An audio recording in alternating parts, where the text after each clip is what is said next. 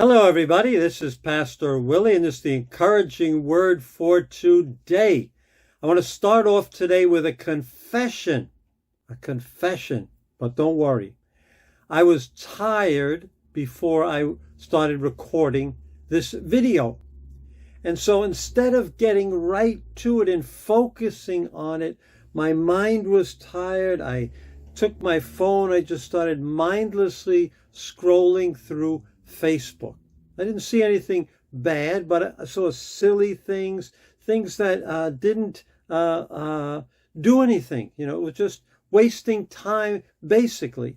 Now, it's not wrong to waste time. It's not wrong to look at Facebook. But by the time I finished, I had missed 20 minutes of time. And I had a deadline to finish this by because I had something else I had to do. It's not wrong, but I was distracted. I allowed myself to be distracted to something else. And the issue in life, in little things and in big things, is what will you focus on? For example, suppose you go on vacation. You go to a nice warm place, a nice beach, it's sunny. What are you going to do? Now, you could choose to lay on the beach for a week and just veg out, and that's okay. Maybe that's what you need to do at that point. Or you could do some of that and read a book that's going to improve you as a person.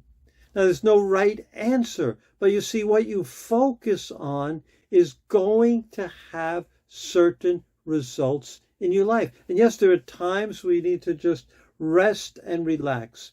And maybe there are other times it would be better if you did something that you needed to improve yourself. And in the Bible, Peter, among many other writers, tells us how to live. And I'm going to read to you from 2 Peter 3:14. He says this: "So then, dear friends, since you are looking forward to this, make every effort to be found spotless, blameless, and at peace with Him." Him is Jesus Christ. So he's used this term, make every effort. But it comes after he makes the phrase, since you are looking forward to this. That's the context. That's what's going on. He's talking about Jesus coming back. Since that's going to happen, and previously, you look at yesterday's video, he talked about what are you going to do now? How are you going to live? And he's emphasizing that fact again. Since you're looking forward to Jesus coming back, this is what you should do. You should make every effort to be found spotless, blameless, and at peace with Him, with Jesus. That phrase, every effort, in the Good News translation, it's translated, do your best. Do your best. New American Standard says, be eager. Be eager. The New Living Translation says, make every effort. The New Revised Standard says strive. But you get the idea. It's a matter of focus.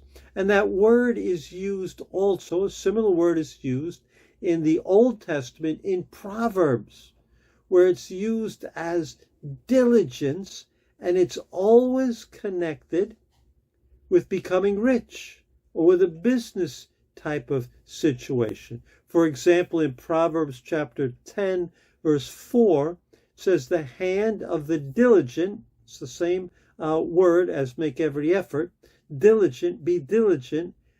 The hand of the diligent makes one rich, maketh rich. So we understand a business person. I mean, I've seen some business people who are building businesses, and they are focused 100% of the time. They live and breathe their business because they want to be successful. Now, I'm not saying that's healthy. I don't think it's healthy, but it gives us a picture of what focus is. And Peter says to us That's how you should be in view of the fact that Jesus is returning at any time. We don't have like oh yeah, whatever, whenever it happens, whatever. We just kind of drift our way through life. He says, focus your way through life. Now, we're not saved by what we do. We're saved by God's grace, but because of God's grace, we can focus on things that matter. Focus on things that will build us. Focus on things that will develop us. Jesus in Luke 13:24 said, strive to enter the narrow door. Strive. It's like make every effort. In 2 Peter chapter 1, verse 5, he said again, make every effort.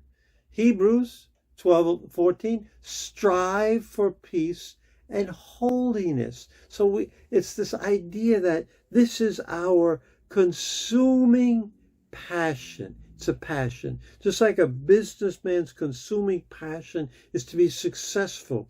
Just like an up-and-coming athlete has a passion. I mean, I've read the stories of athletes who have made it. And I mean, they get up at like 4 a.m. They do all kinds of things. If you want to be on an elite level, you have to do that. They strive. They make every effort. And that's the focus Peter is encouraging us to have. Now, what Satan does is he tempts us to go on wrong paths. We understand that type of temptation from Satan. Focus all your life on earning money. That would be wrong. That would be a sin. You'll be sorry when Jesus comes. So Satan tempts us that way to change our focus. But sometimes he just distracts us, not tempts us, distracts us to keep us from things, keep us doing things that are not wrong in themselves, but that keep us from the best.